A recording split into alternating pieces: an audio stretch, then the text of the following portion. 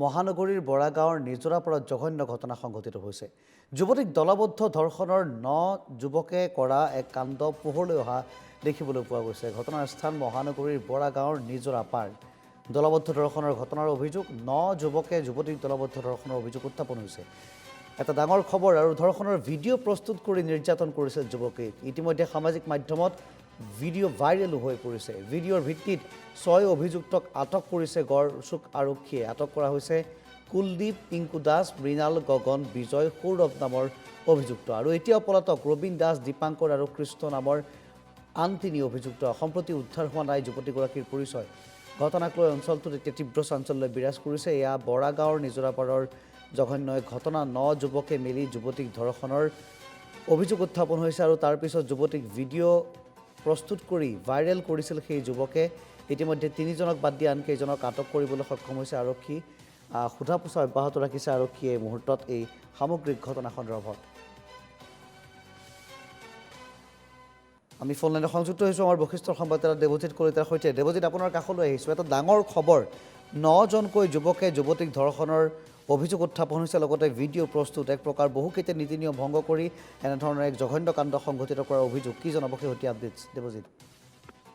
হয়, নিশ্চয়কৈ পাৰ্থ চাওক, মহানগৰীত যি আমি ৰাতিপুৱাৰ ভাগতে খবৰ জনাইছো NKTV দৰ্শকসকলক যে মহানগৰীত সংঘটিত হৈছে এই জঘন্য ঘটনাটো, যে 9জন আচলতে পাখণ্ডৰ দলবদ্ধ ধৰ্ষণৰ বলি হৈছে যুৱতীগৰাকী। আমি ইতিমধ্যে সেই ফটো দেখুৱাবলৈ সক্ষম হৈছো, যি ভিডিঅ'টোত ফটো আছে। আৰু এই ভিডিঅ' পলকতে আচলতে ছচিয়েল মিডিয়াত ভাইৰেল হৈ পৰিছিল আৰু তাৰ পাছতে যি বৰাগাঁৱৰ নিজৰাপাৰত সংঘটিত হোৱা এই ঘটনাৰ যি ভিডিঅ', এই ভিডিঅ'ক ভিত্তি কৰি আৰক্ষীৰ লগত একাংশ বৰাগাঁৱৰ যি স্থানীয় লোক আছে, স্থানীয় লোকে আৰক্ষীক সহায় সহযোগিতা কৰিছিল। আৰু তাৰ পাছতে এই ঘটনাৰ সমগ্ৰ তথ্য পোহৰলৈ আহিছিল যে 9জনকৈ যুৱকে আচলতে ধৰ্ষণ কৰিছিল সেই যুৱতীগৰাকীক। আৰু তাৰ পাছত অতি নিৰ্মমভাৱে তেওঁলোকে ভিডিঅ' প্ৰস্তুত কৰি ছচিয়েল মিডিয়াত আপলোড কৰিছিল। অৰ্থাৎ কিমান তললৈ, কিমান নিকৃষ্টভাৱে, কিমান পাশৱীয় ঘটনা আচলতে এই ঘটনা, সেয়া NKTV দৰ্শকসকলে নিশ্চয় অনুধাৱন কৰিব পাৰিছে। কিন্তু তাৰ পিছত গড়চুক আৰক্ষীয়ে অভিযান চলাইছিল আৰু অভিযান চলাই ইতিমধ্যে কুলদীপ, পিংকু দাস, মৃণাল, গগন, বিজয়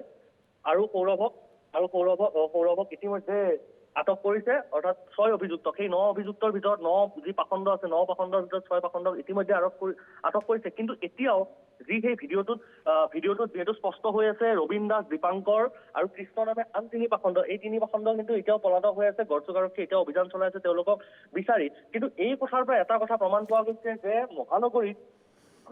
মহানগৰীত বুলিয়ে নহয়, সমগ্ৰ অসমতে যুৱতী, মহিলা, কিশোৰীৰ নিৰাপত্তাৰ কথা কোৱা হয়। কিন্তু তেনে ক্ষেত্ৰত এনেধৰণৰ ঘটনা প্ৰতিদিনে এনেধৰণৰ ঘটনা সংঘটিত হবলৈ ধৰিছে। আৰু এই 9 যি পাখণ্ড আছে, এই পাখণ্ডক কিমান নিকৃষ্ট মনোভাৱৰ হ'ব লাগিব, এয়া কিন্তু এই কথাৰ পৰা অনুমান কৰিব পাৰি যে ভিডিঅ' বনাই তেওঁলোকে সমগ্ৰ ঘটনাৰ শাৰীৰিক নিৰ্যাতন চলোৱা, সেই যি যৌন নিৰ্যাতন, শাৰীৰিক নিৰ্যাতন চলোৱা যি ভিডিঅ', এই ভিডিঅ' বনাই ছচিয়েল মিডিয়াত তেওঁলোকে পোষ্ট কৰিছিল। আৰু তাৰ পাছতেই পলকতে এই ভিডিঅ' ভাইৰেল হৈ পৰিছিল আৰু তাৰ পাছত আৰক্ষীয়ে তীব্ৰ অভিযান চলাইছিল।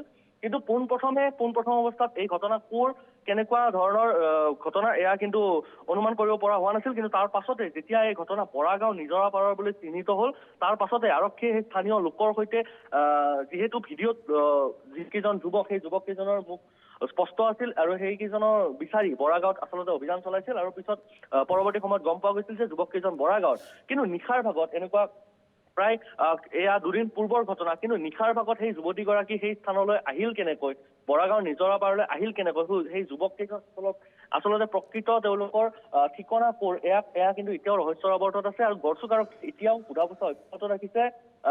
যিহেতু 6 অভিযুক্ত, 6 পাখণ্ড বুলি উল্লেখ কৰিব লাগিব, এই 6 পাখণ্ড যিহেতু এতিয়াও গড়চুক আৰক্ষীৰ আটকাধীন হৈ আছে, তেওঁলোকক ইতিমধ্যে সোধা পোছা চলোৱা হৈছে। আৰু সোধা পোছাৰ ভিত্তিত পৰৱৰ্তী যি আৰু আন 3 পাখণ্ড আছে, এই 3 পাখণ্ডকো আচলতে আটক কৰিবলৈ আৰক্ষীয়ে সক্ষম হ'ব। আৰু এই মুহূৰ্তত আমি পুনৰবাৰ সেই যি 9 পাখণ্ড আছে, পাখণ্ড কেইজনৰ আমি নাম উল্লেখ কৰিবলৈ বিচাৰিম। তেওঁলোকৰ নাম হৈছে কুলদীপ, পিংকু দাস, মৃণাল, গগন, বিজয় আৰু সৌৰভ। ইতিমধ্যে এই 6 পাখণ্ডক গড়চুক আৰক্ষীয়ে আটক কৰিছে।